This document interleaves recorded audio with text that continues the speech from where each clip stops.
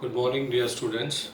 Today we'll discuss the last topic of the haloalkanes, haloarenes lesson, that is polyhaloalkanes. So, in this, uh, we have many compounds. When you have halogens, two or more, like this.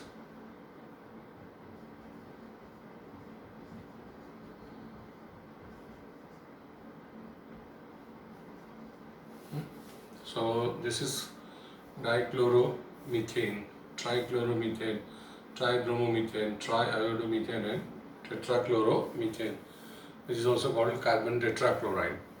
Now here, but we have to discuss about these two compounds main. CHCl3, it is also called chloroform, and this CHI3 is called iodoform. And also we have this kind of freons. So chlorofluorocarbons, in short, called as freons. So nowadays freons are creating pollution to the ozone layer. So there is no more use of these freons. But today, in terms of our syllabus, we will discuss about chloroform and iodoform. So very important topic. Now in this chloroform, iodoform, we will discuss the preparation of chloroform properties and uses. So chloroform, if you do the chlorination of methane in presence of sunlight 3 times, when you do the chlorination, you will get the chloroform. So chlorination of methane, you know that we have done in 11th standard. So first it produces CH3Cl, then CH2Cl2 and CHCl3.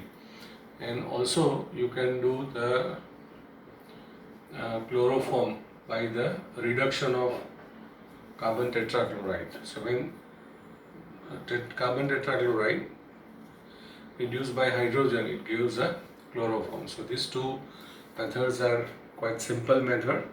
So that also you can write. But mainly chloroform is prepared from the ethanol.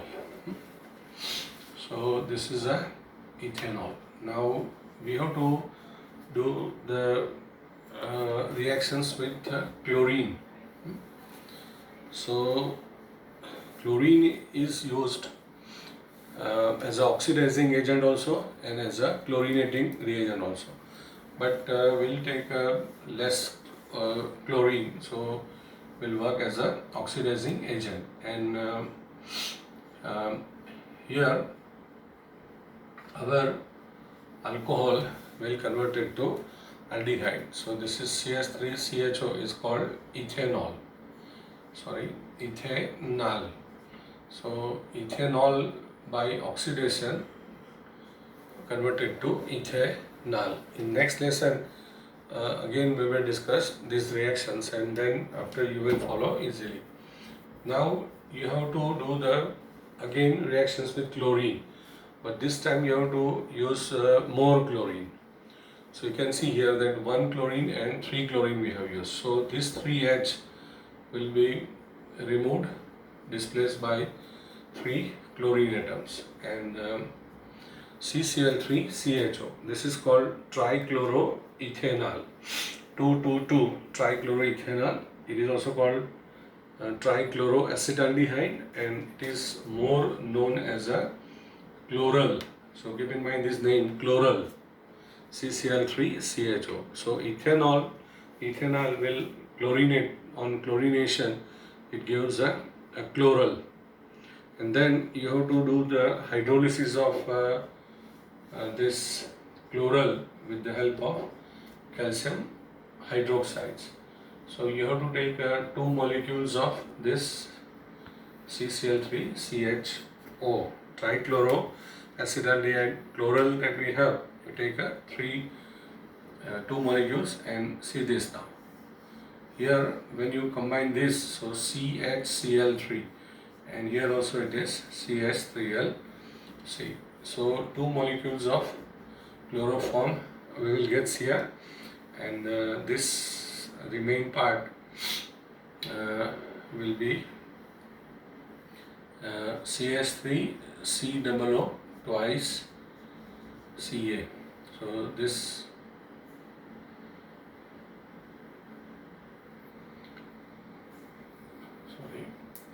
HCOO twice Ca. It is called calcium formate.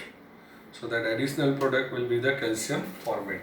So this is a very important method for the preparation of chloroform. So first two methods are quite easy, but this one is more important. Ethanol by oxidation, this time chlorine will act as an oxidizing agent, will convert it to ethanol, which on chlorination, so it gives a chloral trichloroacetaldehyde, which further on hydrolysis with calcium hydroxide. You know that calcium hydroxide is CaOH twice. So this OH group is written separately, and then these 2 moles of chloral are producing chloroform. So keep in mind this method, which is quite useful then. Hope that this preparation is clear in your mind. Now another method we have, which is also quite similar like that first one. So we have to do the chlorination of acetone. You know this CH3CO, CH3 is a acetone. So three chlorine molecules, then it is a chlorination. So these 3 H or these 3 H that you have to remove as a 3HCl, and this is called trichloroacetone. Trichloroacetone is formed. So 1,1,1 trichloroacetone, and then almost next method is similar. So you have to hydrolyze this by calcium hydroxide. CCl3CO CH3, CCl3CO CH3. So 2 times you have to use this, and here by this you will get a chloroform. So if you prepare it thoroughly, you can see that almost the method is same. So ethanol to ethanol on chlorination gives this, then the calcium. So in earlier case, there was a 1 carbon. So we have formed acetate, calcium formate, but here we have a 2 carbon here. So it is CH3CO, and 1 more carbon is this. So CH3COO 2 times, and this Ca. Ca has a valency +2 and CH3COO is a minus, and in earlier case it was a HCOO minus. So this is called calcium acetate. There is no more important to this, but this is the formation of chloroform. Is it clear now how chloroform? So by chlorination of ethanol and acetone, you will get trichloro derivatives, which in the same way reacts with calcium hydroxide to give the chloroform. So these are the method of preparations. Then we have to discuss the properties of chloroform.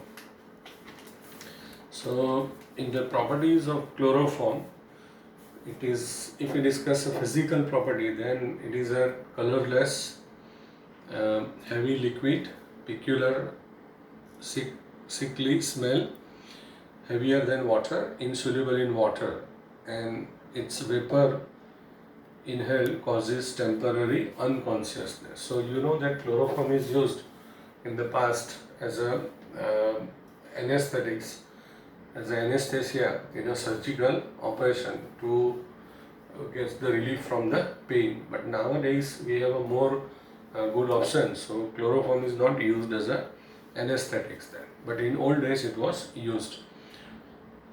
Chloroform is a volatile liquid. So when it is in contact with the oxygen, it is producing phosgene. So in presence of chloroform, when in presence of sunlight, when chloroform is oxidized, it produces phosgene. Now phosgene is a most dangerous gas and it causes death. So it is also called carbonyl chloride. So phosgene is formed.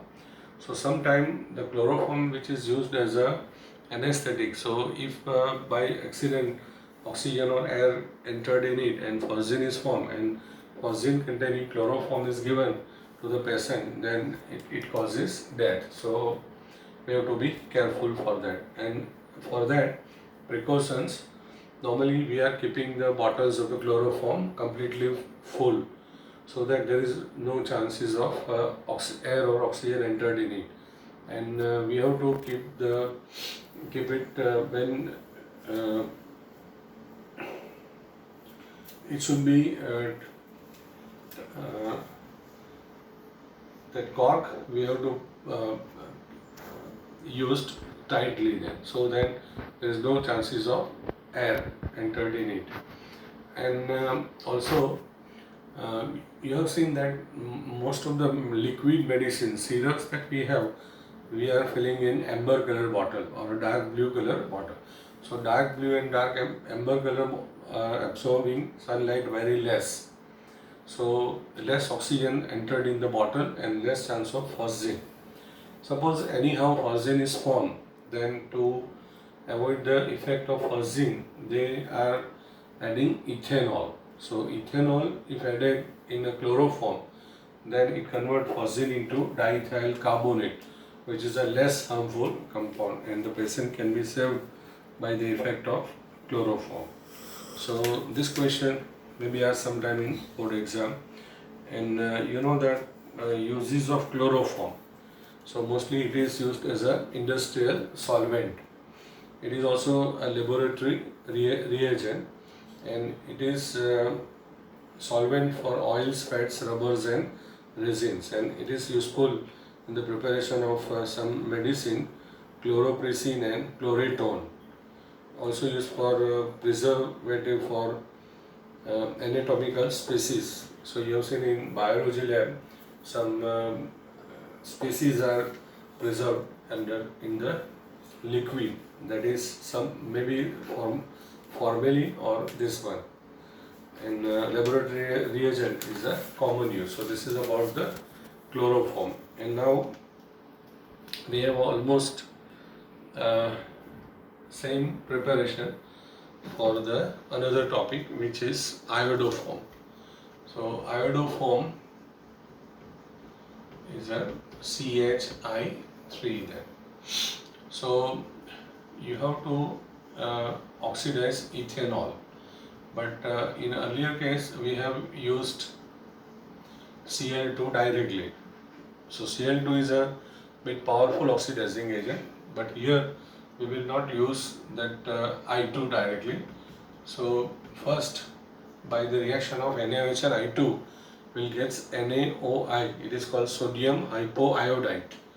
Now this sodium hypoiodide is an oxidizing agent, and will oxidize this ethanol into ethanol in the same way that chlorine has oxidized ethanol into ethanol. Then you have to, as in earlier method we have done iodination. So this time iodination will not done by IO2, but we will use NaOI, sodium hypoiodide it is called. And again, like in a chlorination we get CCl3CHO, but this time we get Ci3CHO. It is called triiodoacetaldehyde. Triiodoacetaldehyde. Then you have to react this triiodoacetaldehyde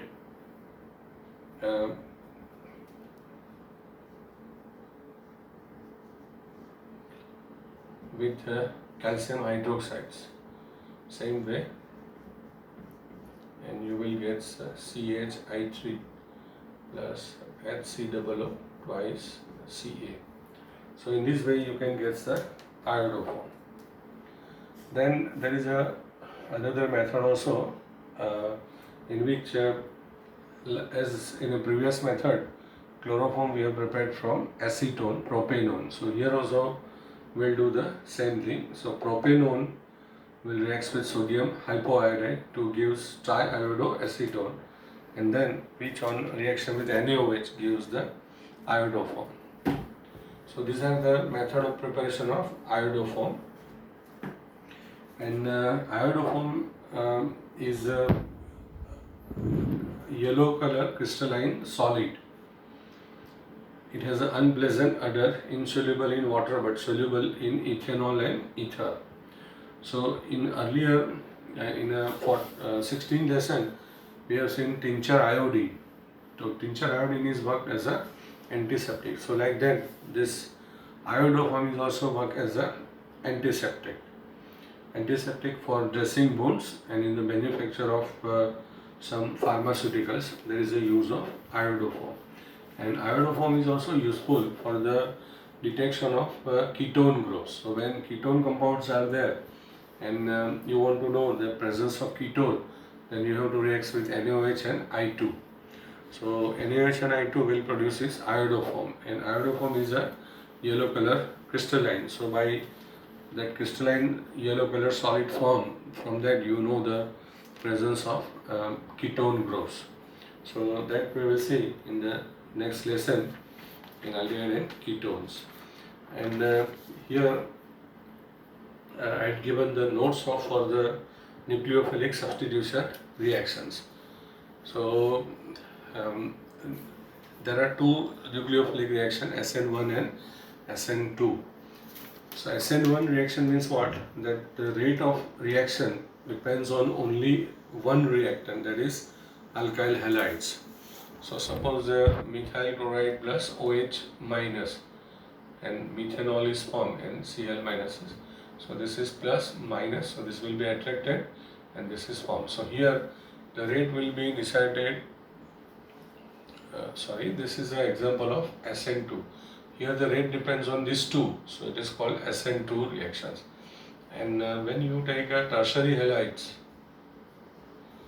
and you react with this, so here the rate will depends on only that halide. So therefore this is the example of SN1 and this is a SN2. SN1 reaction is completed in two steps. So in the first steps there will be a breaking of this, and this carbocation, you know, in 11th standard we have done. So when heterolytic fission takes place, the carbocation means positive negatively charged is formed, and if sometime carbon gets positive charge, it is a carbocation. So this first step carbocation is formed, and then this will be attracted by OH minus to form the alcohols then. So this is here the rate depends on only this reactant. So it is a SN1 reaction, and it is completed in two steps. So in first step there will be breaking of this and then OH minus. Here OH minus, there will be a one transition state and directly alcohol is formed. So that is why it is a in a first step, but rate depends on two, so it is a SN2. The rate depends on only one, that is why SN1. SN2 reactions are becomes more and more difficult when you have a more alkyl groups. So from methyl chloride to primary halide to secondary halide, the SN2 reactions becomes difficult, and SN1 reactions more easy in tertiary halides, then secondary primary to this reaction becomes difficult then. So keep in mind the order of this reaction also then. So here this is the end of the lesson. So hope that the lesson is a bit lengthy, more reactions were there, so it's a bit difficult, but more work when you do with more writing practice, then it will be easy then.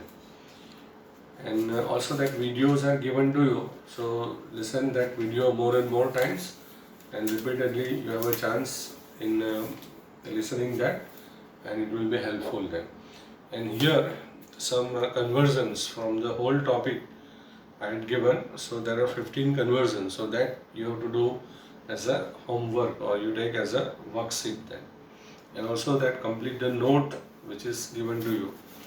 So I will check the notes when the school opens, whenever, and